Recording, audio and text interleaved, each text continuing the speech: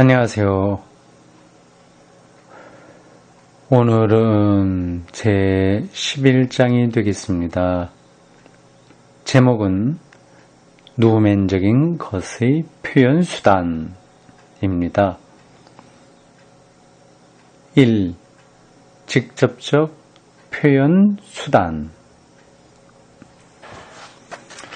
표현수단이라고 했어요. 그러니까 누멘적인 것은 사실은 묘사할 수 없는 거죠. 루돌프 오토가 여러 번 반복해서 말했듯이 언어로 담길 수 없는 그 어떤 경험입니다. 근데 그것을 여기서 표현하겠다고 하는 거 아니겠어요? 그러니까 실제로 표현하는 건 아닌 거고 간접적으로 그 어떤 것을 지시할 수는 있겠죠. 그러나 1번에는 직접적 표현수단 이렇게 되어 있네요.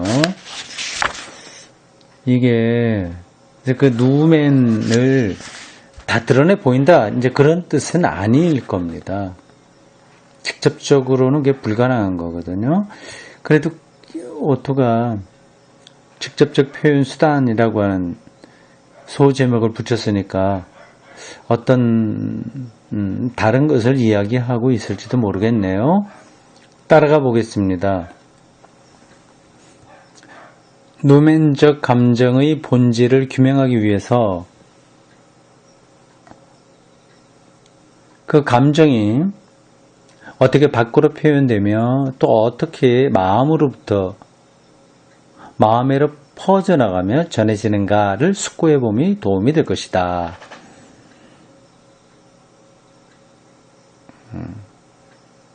네, 숙고해 보는 게 필요하다고 하는 거죠. 누멘적 감정의 본질을 규명하려고 그 감정이 어떻게 전달되는가를 얘기하는 겁니다. 그 감정을 표현하는 거지 거룩한 것 자체를 표현할 수 있는 건 아니죠. 여기서 감정이라고 할 때 이거를 이제 우리 말로는 이게 적당하게 표현되기는 힘든 거예요. 우리는 감정하면 뭐하고 좀 반대되는 이렇게 아주 실질적인 거하고는 반대되는 좀 가벼운 그런 것들을 생각하지 않습니까? 여기서는 그러한 뜻은 아닙니다. 이 누미노제, 누멘 이런 것들을 말할 때의 감정은 그렇게 값싼 눈물을 흘리는 이런 정도의 어떤 인간의 표현 그런 것들을 말하는 건 아니에요. 네, 좀 더 가보겠습니다. 사실 엄밀한 의미에서는 전해진다라고 말할 수 없다. 얘기하잖아요. 그렇죠? 엄밀한 의미에서는 그거 불가능한 얘기입니다. 엄밀한 의미에서는 전해진다라고 말할 수 없다. 누멘적인 감정은 단지 영으로부터 각성될 수 있을 뿐이지 가르쳐질 수 있는 것이 아니기 때문이다. 영이요. 영으로부터 성령이죠. 가이스트. 영으로부터 깨우침을 받을 뿐이지 수영을 누구한테서 배우듯이 그렇게 가르침을 받는 건 아니다. 그렇기 때문에 전해진다고 말할 수는 없다 하는 겁니다. 사람들은 때때로 종교 일반과 전체에 관해서도 이와 같은 주장을 하나 이것은 부당한 주장이다. 종교에서는 가르칠 수 있는 것, 즉 개념으로 전수할 수 있으며 학교 교육으로도 전달할 수 있는 것들이 아주 많다. 종교 학 혹은 신학 논리적으로 설명할 수 있는 것들은 많이 있는 거죠. 이제 그거를 좀 구분해야 되는 겁니다. 전달할 수 있는 것과 없는 것. 예, 그게 혼란스러워지면 안 되는 거죠. 예, 더 궁극적인 것, 아주 거룩함 자체, 그거는 전달될 수 없는 건데, 그거를 경험한 인간의 경험, 그러나 느낌, 그 감정, 이런 것들은 표현되어야 된다고 하는 거죠. 읽겠습니다. 다만, 종교의 배경과 기초를 이루고 있는 것만이 가르쳐질 수 없을 뿐이다. 그것은 오로지 촉발되고 자극되고 각성될 수 있을 뿐이다. 그리고 이것은 단지 말로써 되기는 지극히 어렵고 불가언적이라고 했습니다. 다른 감정들과 마음가짐이 전달되는 것과 같은 방식으로밖에 될 수 없다. 즉 다른 사람의 마음속에 진행되고 있는 것을 따라서 느끼며 독일어로 nach Gefühl 이렇게 되어 있네요. Gefühl이 감정이거든요. nach 다른 뒤에 다른 뜻입니다. nach Gefühl 느끼며 따라서 느끼며 들어가 느껴야 한다. ein Gefühl. 네, Gefühl을 중심에 놓고 nach가 하나는 앞에는 붙어 있고요. 뒤에는 ein이 붙어 있어요. 독일어의 고유한 뉘앙스가 여기 나타납니다. Gefühl 느끼는 건데 nach는 따라가면서 느끼는 거고 ein은 들어가서 느끼는 거고 하는 거죠. 어떻게 보면 말장난 같긴 한데 어떤 사태를 명확하게 하기 위해서 이렇게 표현하고 있습니다. 타인의 마음은 우리 스스로가 그것을 표현하기 위하여 찾아낸 그 모든 언사와 부정적 개념들 속에서 보다는 오히려 엄숙한 자세와 몸짓, 목소리와 얼굴 표정, 사태가 지니고 있는 특별한 중대성의 표현, 그리고 기도하고 있는 무리의 엄숙한 집회와 예배 속에서 더 살아있다. 부정적 개념은 결코 대상을 적극적으로 제시하지 않는다. 그래서 부정적 개념이라고 하는 건 나쁘다는 뜻이 아니에요. 네거티브하다고 하는 건데 나쁘다는 의미도 가지고 있습니다만은 실증적이고 적극적이지 않은 그러한 차원을 이야기하는 겁니다. 빛이라고 하는 걸 이제 적극적인 차원이라고 한다면 어두움은 부정적인 차원이거든요. 그러니까 어둠이 없으면 빛도 없는 거잖아요. 그러니까 하나님을 네거티브한 개념으로 설명하지 않을 수 없다고 하는 겁니다. 다시요. 부정적 개념은 결코 대상을 적극적으로 제시하지는 않는다. 그것은 단지 어떤 하나의 대상을 제시하고자 하는 한 도움이 되며 그 대상을 그것과는 구별되며 그것보다 열등한 다른 하나의 대상과 대비시켜 줄 뿐이다.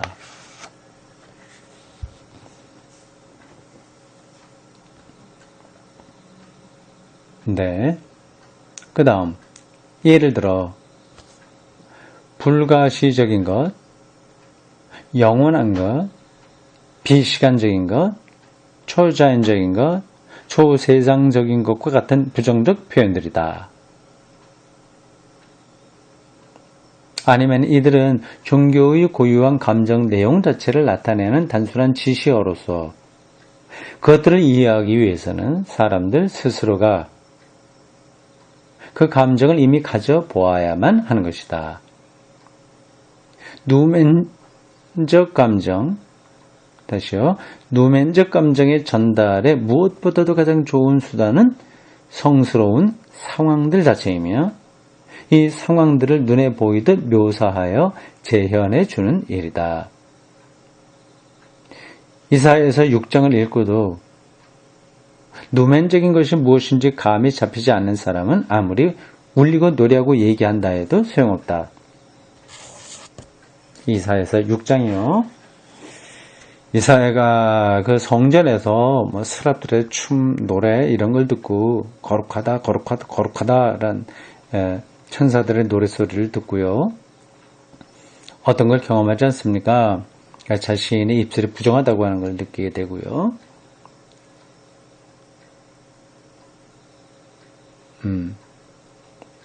어떤 절대적인 생명 앞에서 어떤 느낌을 알지 못하는 사람이라고 하면 아무리 설명해줘도 그건 소명이 없는 거죠. 이런 점에서 하나님 경험이라고 하는 것도 비슷한 거예요. 이미 어떤 그 선입견에 딱 들어가 있는 사람에게는 하나님에게 이름이 없다든지, 종말의 생명 통치라든지,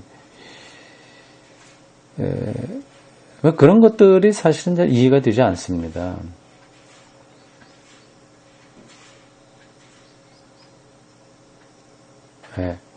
이론과 교설, 설교를 할지라도 그것을 귀로 듣지 않는 경우에는 누멘적 감정이란 찾아보기 어려우며, 실제로 그걸 알아들을 수 없으면 누멘적 경험이 불가능하다고 하는 거죠. 반면에 구두로 전하는 경우에는 그런 감정으로 충만할 수 있다. 이 문장이 좀 명확하진 않네요. 어쨌든 여기선 그걸 경험한 느낌을 알고 있는 사람에게는 말로 하더라도 전달이 된다 하는 거죠. 그러니까 준비가 되지 않은 사람이라고 한다면 아무리 신학이나 예배, 그리고 설교 이런 것들을 경험해도 전달되지 않는다고 하는 겁니다. 종교의 어떠한 구성 요소도 노면적 감정만큼 산 목소리와 생동적인 전수의 공동체와 인격적인 관계를 요하는 것은 없을 것이다.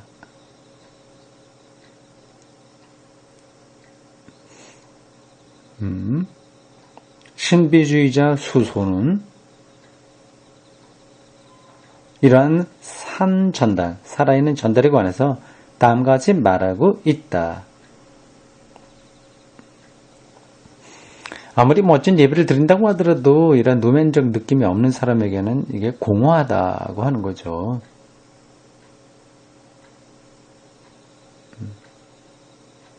지금 수소라고 하는 사람이 누군가요? 제가 처음 듣습니다. 신비주의자 수소가 한 말을 여기 지금 인용하고 있습니다. 이 각주에도 그 수소라고 하는 사람 이름은 나오지 않네요.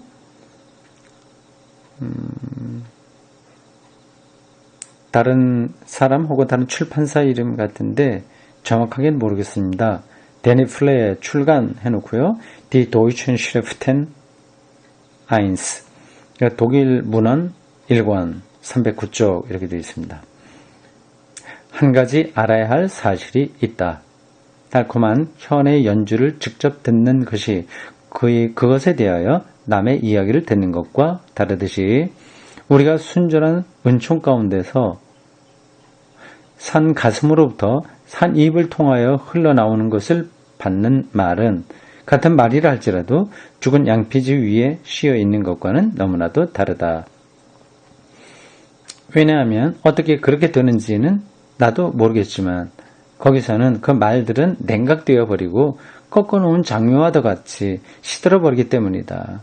그렇게 되면 우리의 가슴에 와닿는 사랑스러운 멜로디는 죽어버리며 시들은 마음의 폐허 속에서 그 말들은 받아들여지는 것이다.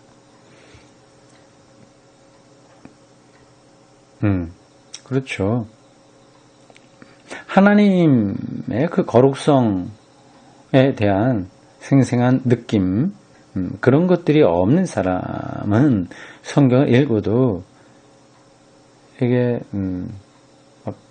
감동적으로 다가오지 않습니다. 성경이 단지 처세술 정도요. 은혜를 받는다고 얘기는 하지만 그건 자기 도취에 떨어지는 경우도 많이 있으니까 그걸 놓고서 우리가 그렇게 높이 평가할 건 없습니다. 술 취한 사람이 인생이 즐겁다 그렇게 말하는 것으로 그 사람이 정말 인생의 깊이를 안다고 말할 수는 없는 거지 않습니까?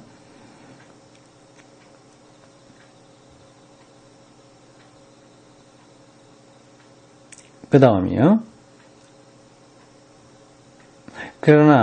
그러나 말이 비록 산 목소리의 형태로 주어진다고 하더라도 그것에 마주치는 마음의 영, 즉 듣는 이의 마음맞음 혹은 루터의 얘기대로 말씀과의 부합이 없이는 말씀과의 부합, 이 없이는 conformen esse verbo 이렇게 되어 있네요. 없이는 아무런 힘도 발휘하지 못한다. 이 영이야말로 가장 기묘한 조건이다. 그것이 존재하는 곳에는 흔히 하나의 조그마한 자극이나 외부로부터 오는 아주 먼 촉발만으로도 누멘적 감정을 일으키기에 충분하다. 놀라운 것은 아무리 적은 말이라 할지라도 그것도 종종 아주 서툴고 조리가 없는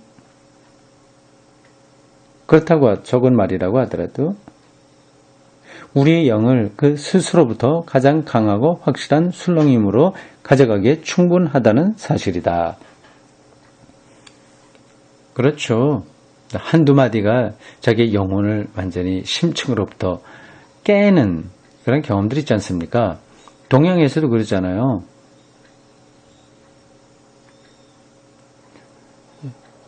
대나무 숲에 부는 바람 소리 듣고 큰 깨우침에 들어가는 사람들 그런 경험들도 있습니다. 어거스틴도 그렇고 요한 웨슬레도 그렇고 몇 마디 말씀으로 크게 자기 존재 자체가 흔들리는 그런 경험을 한 거죠. 이제 그것이 영의 활동이라고 하는 겁니다. 영의 바람이 부는 곳에는 언어적 전달에서 사용되는 합리적 표현들도 비록 이들이 대부분 일반적인 심리적 체험으로부터 온 것에 지나지 않을지라도 대개는 그 자체로서 이미 우리의 마음에 즉시로 올바른 감정을 일으킬 만큼 강력하고 충분한 것이다. 이들 합리적 표현들에 의하여 도식화되고 있는 누멘적 감정의 각성은 이런 경우 다른 어떤 요소가 전혀 없어도 일어나며 어떤 보조수단도 필요로 하지 않는다. 영 가운데서 글을 읽는 사람은 비록 그가 누멘적인 것의 개념이나 이름조차 모른다 해도 아니 그가 비록 자기 자신의 감정을 분석하여 누멘적 요소를 따로 떼내어 명확하게 할 능력이 없다 하더라도 그는 누멘 가운데 살고 있는 것이다.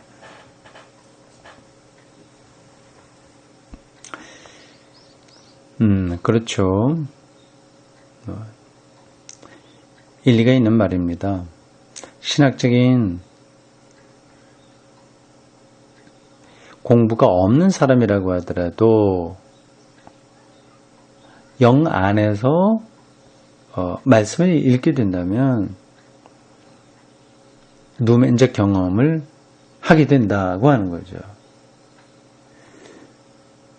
신학 공부가 필요 없다는 뜻은 분명히 아니고요. 그 누멘적 경험이 단순히 말씀, 신학, 이런 것들을 많이 아냐 적게 아냐에 의해서 결정되는 게 아니라는 겁니다. 필요 없다고 하는 게 아니라 사실은 그게 많을수록 좋은 거예요. 정말 가까이 갈 수 있습니다. 제가 보기에는 신학 공부가 최선인데 그러나 거기에 제한받지 않는다고 하는 것은 분명한 거죠. 그러니까 더 근원적으로 그 모든 것을 통과라는 힘은 문자, 언어, 여기에 있는 것이 아니라 영에 있다고 하는 겁니다. 그걸 가능하게 하는 힘을 가리켜서 가이스트, 영, 성령이라고 하는 거죠. 이런 걸 이제 다른 것으로 좀 비교해서 설명하면 이렇습니다. 시인이 아니라고 하더라도 시적 경험은 가능한 거거든요. 마음을 닫아두지 않고요. 세계를 직관하면서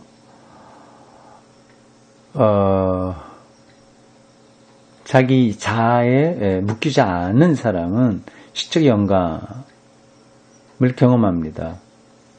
그 실제로 시를 쓸 수 있느냐 없느냐는 중요한 게 아니죠. 시적 경험은 가능한 겁니다. 마찬가지로 신학책을 쓸 수는 없다 하되 기독교 신앙을 신학적으로 조리 있게 설명할 수는 없다 하되 그가 기독교적인 전통 안에서 자기의 어떤 선입관을 거기 사로잡히지 않고 열어놓는다면 영의 인도하심을 통해서 거룩한 두려움인 누멘적 경험을 할 수 있는 거죠. 전혀 공부가 없는 사람이라고 하더라도 그것은 가능합니다.